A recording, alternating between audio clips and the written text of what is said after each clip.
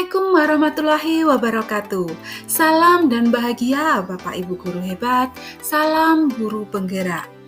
Pada video kali ini, saya Yuliati SPD, calon guru penggerak Angkatan 8 dari Kabupaten Tulungagung, akan memaparkan aksi nyata modul 1.3, yakni tentang visi guru penggerak. Sebelumnya, seorang pendidik harus memiliki visi terhadap kemajuan kompetensi dan budi pekerti murid di masa depan. Dalam menyusun visinya, seorang pendidik haruslah mengutamakan pembentukan karakter murid sesuai profil pelajar Pancasila. Kemudian, untuk menggapai atau mewujudkan visi tersebut, seorang pendidik harus memiliki dan menerapkan nilai dan peran guru penggerak. Seorang pendidik dalam menjalankan perannya sebagai pemimpin pembelajaran haruslah memiliki nilai berpihak kepada murid yang mengutamakan kebutuhan murid agar dapat menuntun kodrat alam maupun kodrat zamannya. Seorang pendidik dalam menuntun tumbuhnya kodrat anak harus dapat memberikan keteladanan yang baik dan menanamkan budi pekerti. Seorang pendidik harus mampu mengimplementasikan filosofis pendidikan Ki Hajar Dewantara. Selanjutnya, agar dapat memberikan pendidikan yang menuntun, maka seorang pendidik harus memahamkan dan melatihkan dimensi-dimensi profil pelajar Pancasila pada murid. Kemudian, visi guru penggerak harus sejalan dengan tujuan pendidikan, yakni menuntun segala kodrat yang ada pada anak-anak agar mereka dapat mencapai keselamatan dan kebahagiaan, baik sebagai individu maupun anggota masyarakat. Artinya, visi dari guru penggerak haruslah berfokus pada tumbuhnya kodrat anak, serta berlandaskan pada pembentukan profil pelajar Pancasila. Visi guru penggerak harus mampu mencerminkan nilai dan peran guru penggerak dalam mewujudkan profil pelajar Pancasila pada murid. Dengan paradigma inquiry apresiatif, maka guru penggerak harus kenali kekuatan atau kompetensi diri. Kekuatan ini tentunya adalah nilai-nilai guru penggerak itu sendiri, yakni berpihak kepada murid, reflektif, mandiri, kolaboratif, dan inovatif. Dan pada proses pencapaian visi tersebut, maka seorang guru penggerak harus dapat menjalankan peran guru penggerak dengan baik. Adapun pada kegiatan sebelumnya, saya telah menyusun visi guru penggerak untuk diri saya, yakni saya ingin mewujudkan peserta didik unggul dan berkarakter sesuai profil pelajar Pancasila. Adapun prakarsa perubahan yang saya susun adalah meningkatkan motivasi belajar, kemampuan bernalar kritis, dan kreativitas pada murid dengan menerapkan pembelajaran berdiferensiasi. Adapun tahapan aksi nyata yang saya lakukan, yang pertama adalah tahapan perencanaan. Pada tahapan ini, saya merevisi kembali tahapan Bagja sesuai arahan dari fasilitator, terutama pada bagian gali mimpi. Kemudian, saya mengkonsultasikan kepada Wakakurikulum terkait visi dan tahapan Bagja yang sudah saya susun. Selanjutnya, saya pun menyusun jadwal untuk pelaksanaan tahapan Bagja. Memulai tahapan pelaksanaan aksi nyata, di sini saya berpikir keras apa yang harus saya lakukan untuk meningkatkan motivasi belajar, kemampuan bernalar kritis, dan kreativitas pada murid. Di sini, saya berupaya mengumpulkan data tentang karakteristik peserta didik melalui asesmen diagnostik awal secara menyeluruh.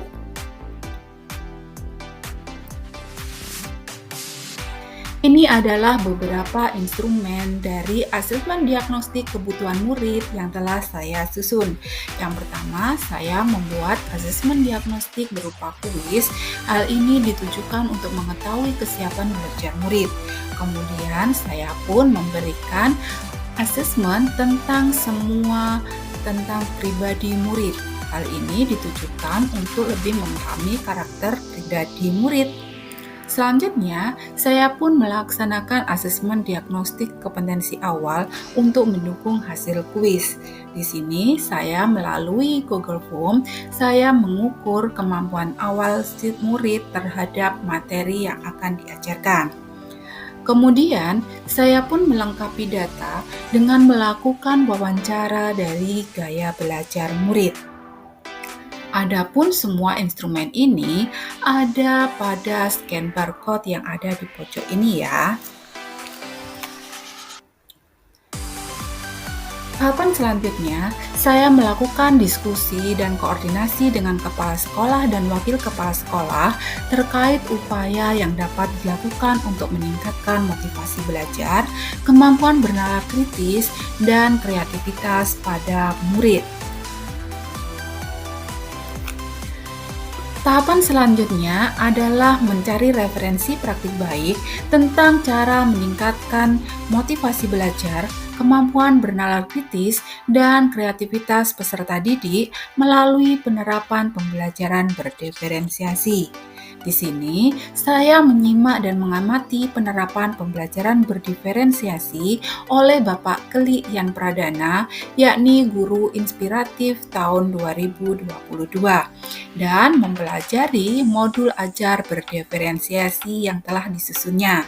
Kemudian, saya pun melakukan tanya jawab langsung dengan beliau terkait perencanaan dan pelaksanaan pembelajaran berdiferensiasi di kelas. Tahapan selanjutnya, saya pun mencari referensi dari buku atau jurnal pendidikan terkait upaya meningkatkan motivasi belajar, kemampuan bernalar kritis, dan kreativitas peserta didik melalui penerapan pembelajaran berdiferensiasi. Saya juga mempelajari berbagai ide praktik pembelajaran yang direkomendasikan pada video inspirasi di portal Merdeka Mengajar atau PMM. Untuk lebih menguatkan pemahaman saya tentang pembelajaran berdiferensiasi dan penerapannya, maka saya pun mengikuti kegiatan BIMTEK penguatan IKM Guru Matematika SMA oleh Dirjen GTK Kemendikbudristek yang berfokus tentang bagaimana menerapkan pembelajaran berdiferensiasi di kelas untuk mata pelajaran matematika. Berangkat dari beberapa pemahaman yang sudah saya pelajari sebelumnya, saya pun melakukan perencanaan pembelajaran, yakni yang pertama, saya menyusun modul ajar berdiferensiasi. Kemudian, saya menyiapkan media pendukungnya. Ini adalah modul ajar berdiferensiasi yang telah saya susun.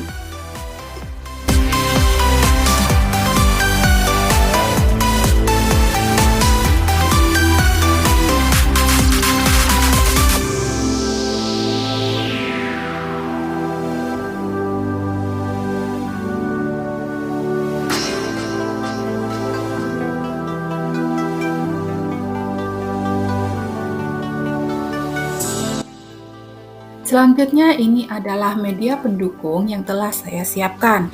Yang pertama, saya menyiapkan teks bacaan, kemudian saya menyiapkan video pembelajaran, dan saya juga menyiapkan poster.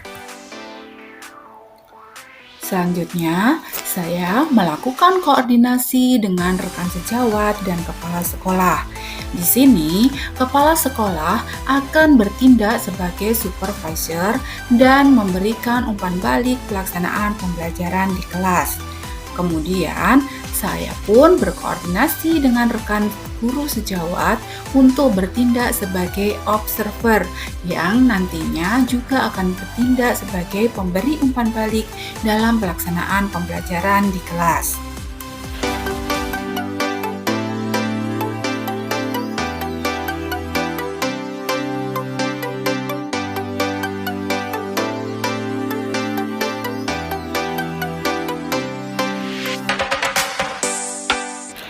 Untuk membuka pembelajaran, saya pun mengawali kelas dengan ice breaking. Hal ini ditujukan untuk memotivasi murid dan menumbuhkan kenyamanan murid untuk belajar matematika di kelas. Selanjutnya, pelaksanaan pembelajaran berdiferensiasi yang sudah saya siapkan sesuai dengan rencana pembelajaran semula. Yakni di sini ada diferensiasi konten, kemudian diferensiasi proses, dan juga diferensiasi produk.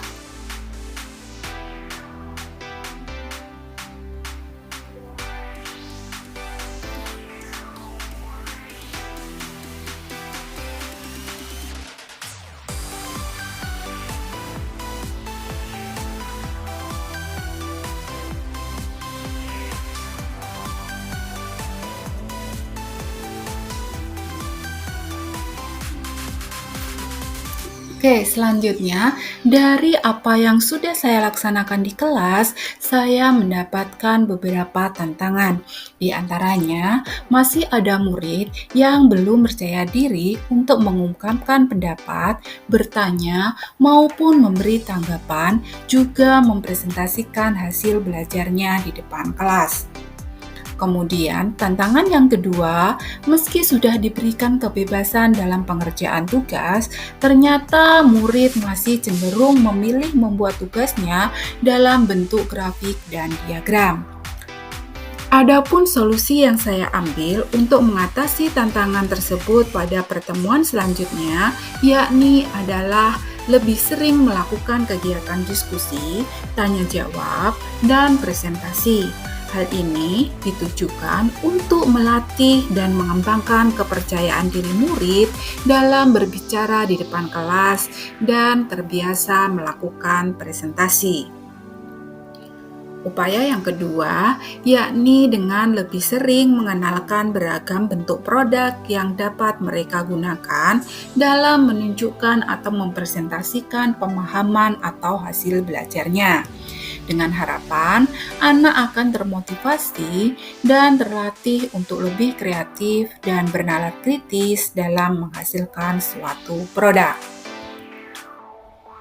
Nah, demikian tadi Bapak Ibu Guru hebat, apa yang sudah saya laksanakan pada kegiatan aksi nyata modul 1.3 tentang visi guru penggerak ini. Namun begitu, apa yang tadi saya sudah sampaikan tentunya masih sangat terbatas dan hal ini memerlukan perbaikan ke depannya. Apa yang sudah saya lakukan masih sebagian kecil dari aksi nyata yang sesungguhnya. Karena untuk mewujudkan visi dari guru penggerak ini tidak dapat tercapai hanya dengan sekali dua kali kegiatan. Namun, kegiatan tersebut haruslah dilaksanakan secara kontinu dan berkelanjutan. Lebih khusus lagi, terkait dengan pembelajaran berdiferensiasi yang saya pilih untuk melakukan prakarsa perubahan dalam meningkatkan motivasi belajar, daya kreativitas dan kemampuan bernalar kritis murid sifatnya adalah organik dan dinamis. Sehingga pembelajaran ini selalu berkembang menyesuaikan kebutuhan murid yang juga bertumbuh dan berkembang. Pembelajaran ini tidak dapat mencapai hasil jika hanya dilakukan dalam satu mata pelajaran saja dan hanya dilalui dari beberapa siklus saja. Namun, haruslah dilaksanakan secara holistik dan berkelanjutan. Untuk itu, besar harapan saya bagi Bapak Ibu guru rekan sejawat khususnya untuk bersama-sama menerapkan pembelajaran berdiferensiasi dan melaksanakan refleksi serta perbaikan dalam setiap pembelajaran yang dilakukan. Akhir kata, visi dari guru penggerak tak akan terwujud jika kita hanya bermimpi untuk meraihnya. Kita harus memulai bangkit untuk mewujudkan mimpi tersebut. Terima kasih. Wassalamualaikum warahmatullahi wabarakatuh. Salam dan bahagia.